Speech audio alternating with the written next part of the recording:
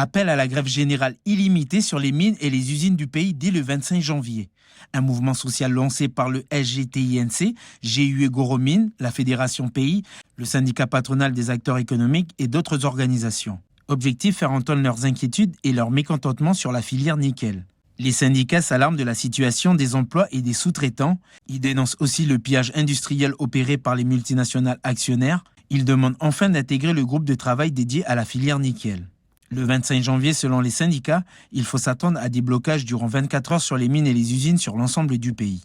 On écoute les explications du délégué SGTINC à la SLN, Glenn Delatière, suivi de Sialako Akilitoa, sous-traitant à Prony Resources.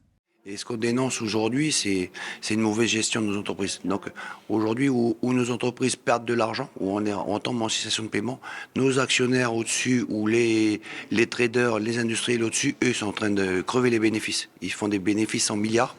Il y a de l'argent qui est remonté au niveau de ces groupes, des industriels ou de Trafigura, qui est un trader, pendant que nous, on est en train de nous dire qu'il faut arrêter les contrats, qu'il faut faire des efforts au niveau salarié, qu'il ne faut pas d'augmentation et qu'on ne gagne pas d'argent. Donc on alerte aujourd'hui le conseil d'administration de PRNC et on veut alerter aussi l'État et les politiques locaux sur ce qui se passe dans nos entreprises et on veut être intégré à ces groupes nickel justement pour dénoncer ça, parce que ça fait un moment qu'on le dit et on voit que ça ne change pas.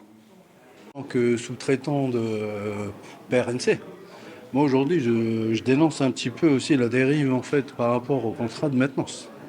Vu en fait l'état économique de l'industriel, aujourd'hui on a presque plus de travail en fait.